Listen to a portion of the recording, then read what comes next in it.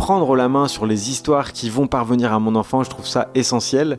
Et évidemment, il n'y a pas que moi qui vais lui raconter des histoires, mais en tout cas, j'aurai une bonne partie des histoires qui lui parviendront sous ma houlette, et je compte leur faire prendre plein de formes différentes, essayer de tester, de voir où est-ce que notre zone d'histoire commune peut prendre et jusqu'à où elle peut s'élargir, et ça vraiment ça me met en joie.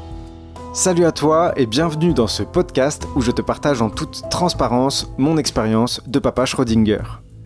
En effet, je vais très bientôt devenir papa pour la première fois de ma vie, ce qui fait que je ne suis pas papa, mais quand même un peu, mais pas encore tout à fait. Bref, je suis dans un moment charnière, à la fois bouillonnant, passionnant et déstabilisant. Dans cet épisode, j'ai envie d'aborder l'aspect raconter des histoires. Je suis passionné par ça. D'ailleurs, c'est ce que je fais en faisant ce podcast. C'est ce que je fais en écoutant les histoires aussi des gens que je reçois en séance. C'est ce que je fais en improvisant sur scène. C'est ce que je fais en faisant du stand-up sur scène. C'est ce que je fais de plein de manières différentes, en recevant mes invités en interview, etc., etc. Et puis tout le reste de la vie. Nous sommes des machines en tant qu'humains à produire du récit ou à en accueillir. Et donc à ce titre-là, je me réjouis d'avance, je me régale d'avance de partager aussi cette dimension-là avec mon fils, puisqu'il va y avoir plein de moments où raconter une histoire va devenir essentiel, central. Il va y avoir une progressivité de la complexité de ces histoires. Il va y avoir différents modes de connexion entre nous. D'abord, il va y avoir juste le ton, l'intonation, tout le non-verbal et le paraverbal qui vont jouer. Et puis petit à petit, le verbal va rentrer vraiment dans ses compétences à lui. Et donc, on va pouvoir commencer à jouer aussi avec les mots, ce que j'adore faire. Et je me réjouis de cette progressivité, de cette découverte et du fait que j'ai pratiquement quartier libre pour laisser libre place à ma créativité en m'adressant à lui.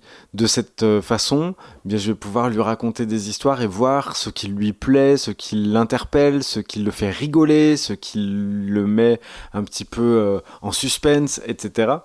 Et donc, je sais pas, j'avais envie de parler de ce truc-là parce que c'est vrai que le récit occupe une place tellement forte dans notre vie d'humain sans qu'on s'en rende vraiment compte que, évidemment, il y a vraiment cet aspect-là qui est très vivant et très présent avec les enfants, puisque quand on pense aux enfants, on se voit directement, avec son enfant, un livre à la main, en train de lui raconter l'histoire, de mettre le ton, de sentir que lui, il est complètement dedans, qu'il prend cette histoire-là vraiment très au sérieux, que ça le fait voyager, que ça le fait partir dans son imaginaire, qui se crée au fur et à mesure de ses histoires. Et j'ai bien l'intention de lui lire plein de livres, mais j'ai aussi l'intention d'inventer plein d'histoires. Et là, le fait d'inventer des histoires, je pense que ça va être assez fantastique, et c'est un des aspects dans lequel j'aime le plus me projeter en me disant ça va être fun, inventer des histoires. Et puis inventer des histoires, c'est pas forcément la situation où l'enfant est passif et écoute l'histoire, mais ça peut être une histoire qu'on joue tous les deux en même temps qu'on la crée. Donc faire de l'improvisation avec mon enfant, ça va être quelque chose, je crois, d'assez merveilleux. Et il est vrai que dans plein d'aspects de la vie, l'aspect du récit est peut-être un peu dramatique. Dans l'épisode précédent, je parlais par exemple justement du nombre d'informations qui nous parviennent. Et c'est juste une autre forme de récit, une autre couleur du récit que l'humanité peut avoir d'elle-même pour elle-même. Et je trouve la dimension de raconter une histoire à son enfant beaucoup plus sympathique, parce qu'en fait elle a quelque chose de complice, il y a quelque chose d'espiègle, il y a du partage, il y a de la chaleur, il y a de la complicité, alors que en fait finalement c'est ce que vont faire les informations avec nous, mais de façon beaucoup moins franche, beaucoup plus insidieuse, beaucoup plus vicieuse.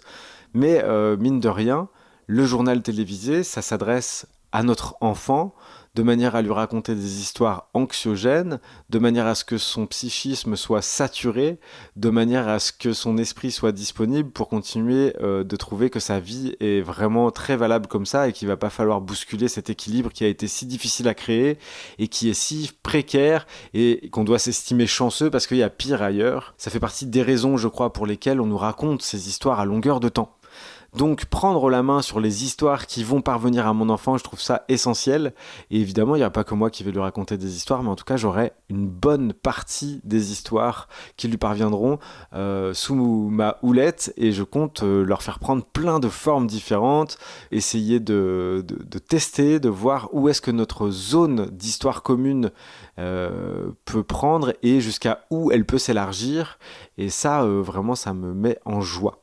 Et c'est vrai que le rôle de la tradition orale, le rôle de cette transmission, de raconter des histoires, de s'adresser, d'être dans le regard avec son enfant et de raconter quelque chose qui n'existait pas avant qu'on l'ait exprimé et qui prend une dimension particulière parce que c'est nous qui le racontons à cet enfant-là ou cet enfant-là qui l'écoute de ce parent-là. Eh bien, c'est quelque chose de merveilleux où la vie, en fait, s'illumine d'une façon complètement kiffante, j'ai envie de dire, complètement joyeuse et complètement lumineuse, j'ai envie de dire. C'est coloré. Ça fait partie, je crois, des raisons pour lesquelles la vie d'humain mérite d'être vécue, puisque là, la dimension du récit qui pèse sur nous de plein de façons différentes est investie avec envie, avec gourmandise et avec malice. Et c'est vraiment ça que je voulais dire dans cet épisode, qui sera assez court du coup, mais que je tenais quand même à faire. Si toi aussi tu as cet élan-là de raconter des histoires à ton enfant et que tu as une manière particulière, personnelle de le faire, n'hésite pas à laisser des messages en commentaire. Voilà, c'est ce que je voulais dire sur le sujet aujourd'hui. Donc merci à toi d'avoir écouté cet épisode jusqu'au bout. N'hésite pas à le partager autour de toi, à tous les papas et toutes les mamans Schrödinger que tu connais, et les parents en général qui ont peut-être perdu contact avec ce moment unique, à la fois important et déroutant. Tu peux mettre un petit pouce en l'air si ça t'a plu, t'abonner à la chaîne bien entendu. Je te souhaite une merveilleuse expérience et je te dis à bientôt. Salut!